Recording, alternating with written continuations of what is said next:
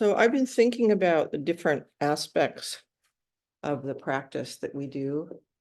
And I thought that I would talk about one today that may be a little bit challenging for some people. And that is bowing. So I thought today I'd talk about the nature of bowing in our practice. Bowing can seem quite foreign, at least at first, for many people. It might even seem repugnant or offensive or a whole range of things.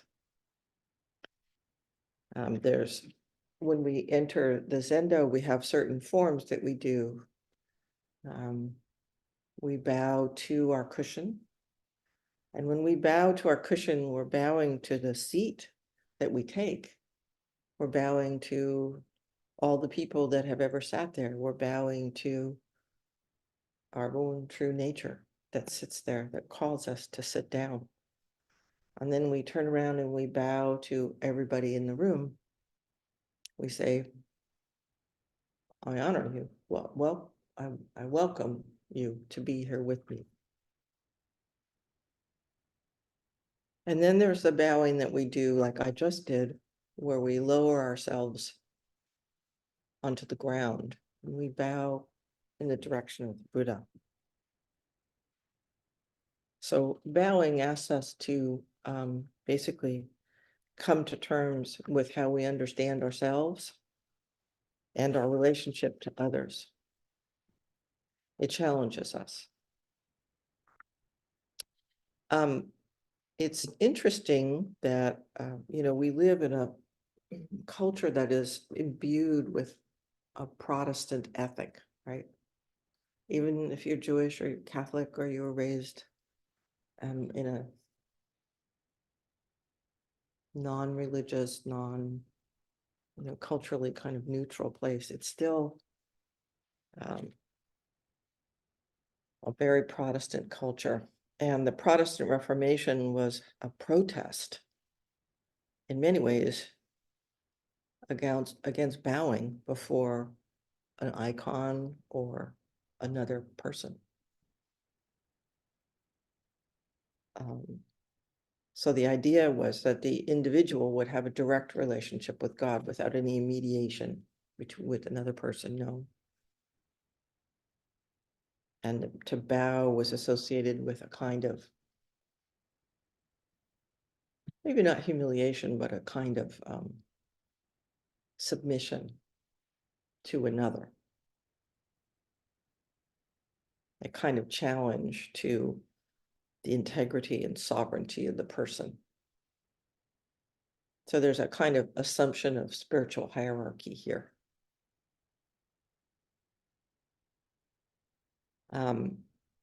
These associations, these old associations can infuse what we think of bowing. Now, I'm not saying that these Protestant notions are what's actually happening in traditions that bow. I'm just saying this is what gets promulgated in our culture. Somehow meditation is assumed to be egalitarian, right? It's very democratic. Everybody can do it. It's all the same. And we all sit down and we do the same thing. So there's this sense of non-hierarchical, democratic, and it can easily fit into a notion of self-determination, right? I'm going to do this.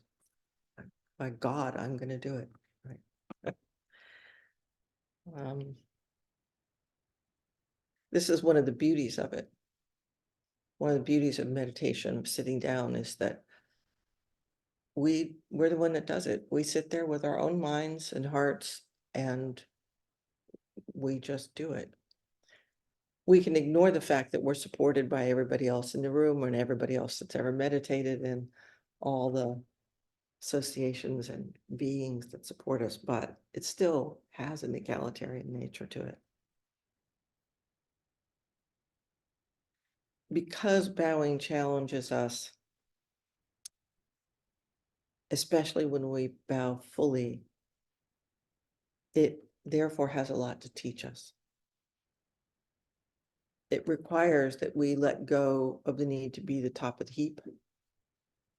A friend of ours once said, "It's the only time that I put my head below everybody else's."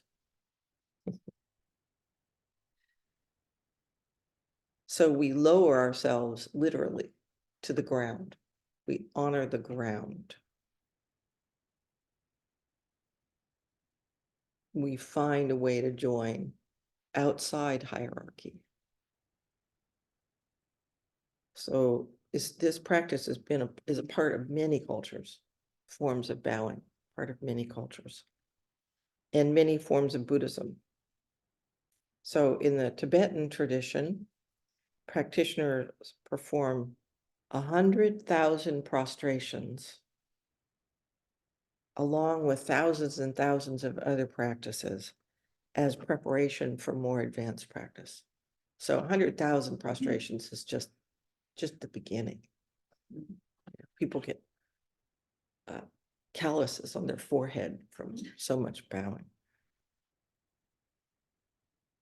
It's not unusual to complete these prostrations and then have the teacher say, "Okay,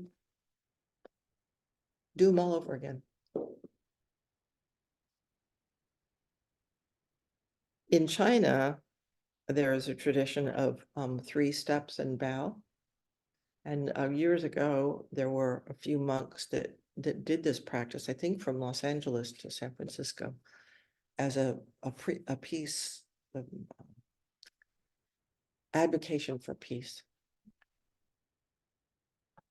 And some monks are known to travel thousands of miles this way. 3 steps bow, 3 steps bow. You don't get very far. You do that. And in all monastic settings, bowing is an integral part of the day. It's considered part of the training for a monastic. So, for example, at Tassajara, every time you walk by somebody, you bow to them, you recognize them, you honor them. In retreat settings, sesshin, it's not unusual to start the day with 108 bows. Katagiri Roshi used to do this. And in the sutras, there are references to bodhisattvas bowing before the Buddha. Master Hua, modern Chan master, did 830 bows twice a day. 830 bows. And when Suzuki Roshi brought Soto Zen here and started teaching it to non-Japanese Americans, the service, usually you would do 3 bows, and he increased it to 9 bows and said, "You guys need 9 bows."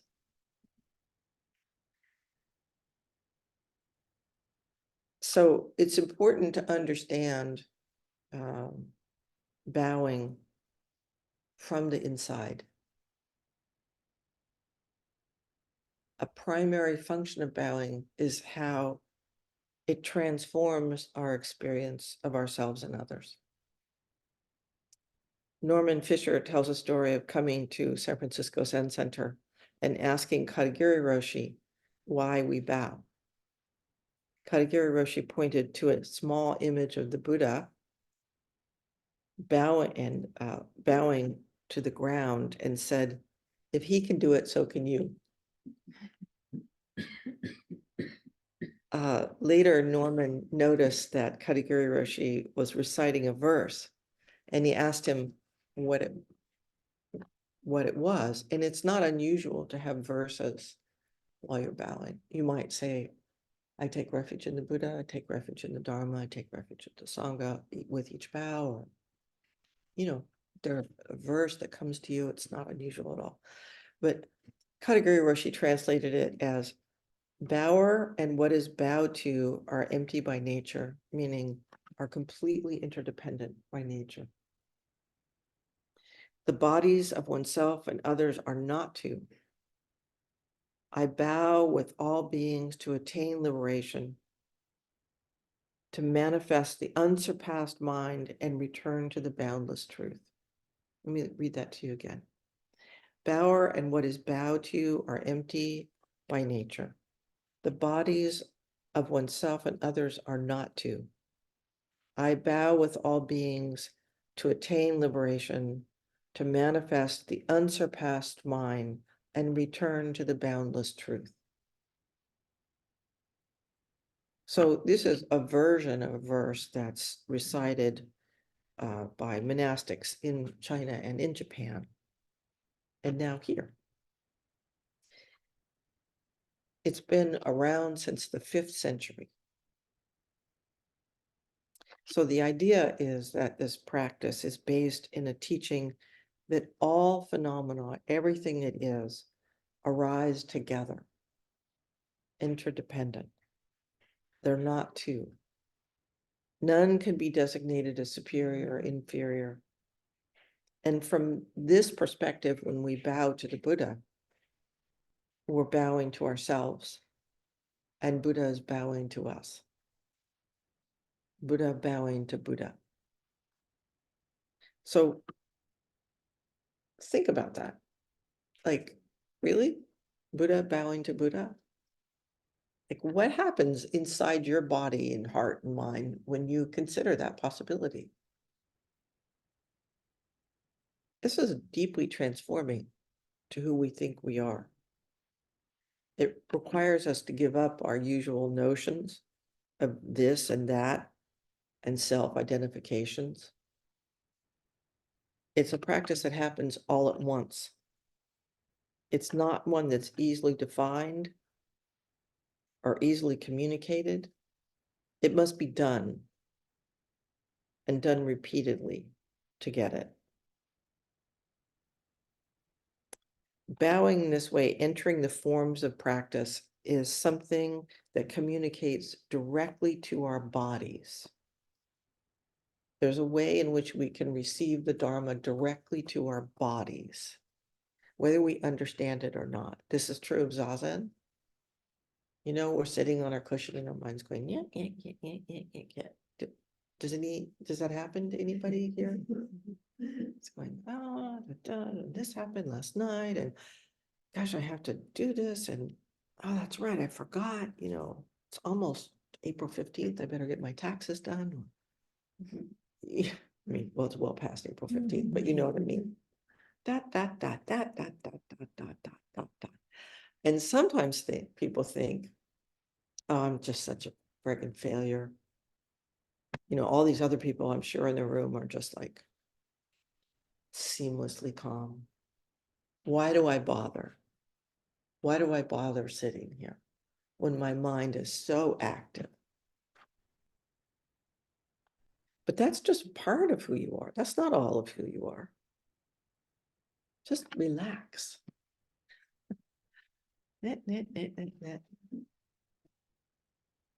This is happening too. And your body is absorbing the nature of Zazen as you sit there, even as your mind is off and running. So we come back to the body, we come back to the breath, but I want to give another talk about this sometime. Mindfulness can be such a oppressive term. You have to be mindful. If you're not mindful, forget it.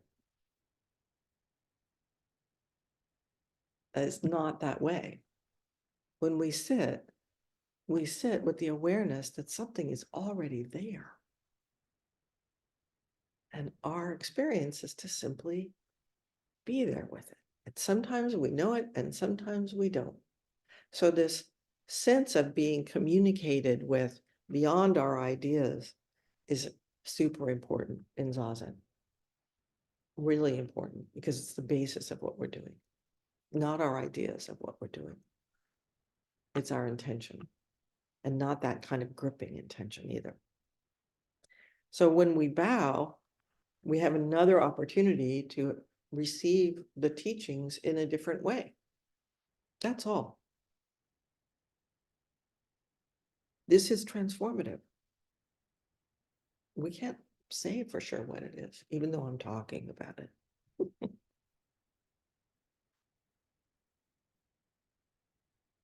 It's direct, individual, and personal. It's not abstract. It's just you doing this thing like Zazen. It's just you doing this thing with your body, your mind, your struggles, your discouragements, your fantasies, your whatever. It's personal. Hung Shi, Chan Monk, presents another verse that I want to share with you. And this is a different take on bowing, but fundamentally the same. It's just kind of detailed and concrete.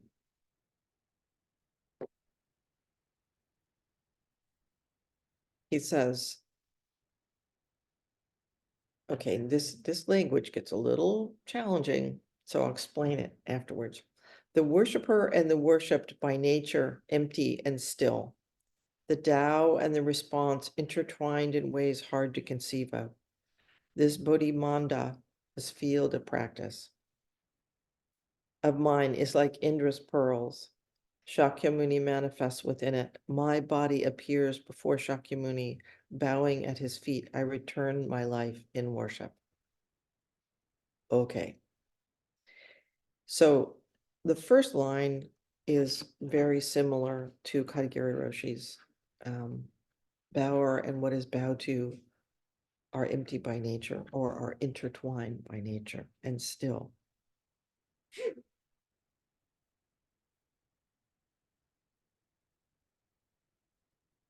The worshiper and the worshipped by nature, empty and still. That is, both the bowed and the bowed to share the same nature, Buddha nature. The Tao and the response intertwined in ways hard to conceive. The Tao is usually translated as the way or the path. And the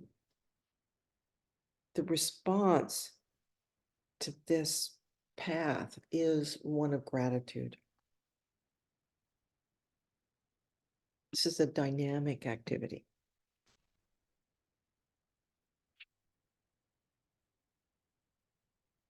In a sense, these two lines are setting the stage or the context for the practice that is to come. So the next line is, the Bodhimanda of mine is like Indra's pearls. The Bodhimanda is the field of practice. So my field of practice, this life that I have, our body, mind, and heart, and effort to wake up, this activity of bowing, is Indra's net, which Indra's net, as we've talked about before, is a net of jewels.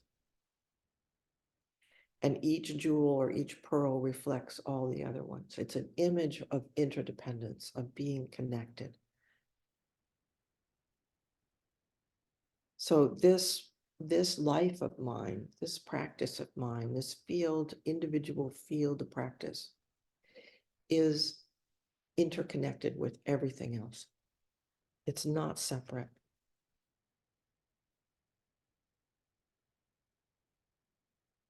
In the next line, it says, Shakyamuni appears within it. So the practitioner is asked to imagine or consider Buddha appearing in the midst of this jewel, in the midst of our life. What is it like to imagine Buddha appearing in the midst of our life? What is Buddha? It's awakening. It's being alive. It's being connected. And my body appears before Shakyamuni. My body appears in this world of awakening. This one. Bowing at his feet, I return my life in worship. Returning my life in worship is a literal translation or one translation of the word namo. In Sanskrit, nama in Pali. And sometimes it's translated to take refuge, to return to. But the feeling is one of deep respect, like honoring, paying homage to. Namu is to pay homage to deeply respect with gratitude, right? So the sense is that when we bow to Buddha, we're bowing to that which has given us a guide for our life, has given us a way to go, a path.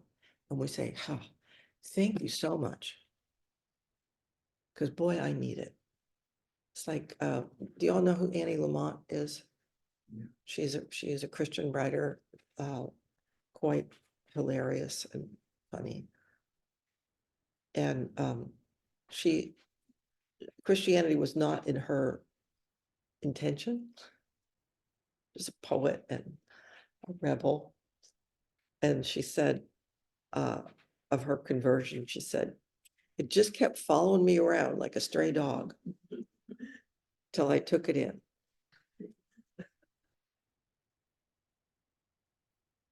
She also said, our prayer should be, thank you, thank you, thank you, help me, help me, help me.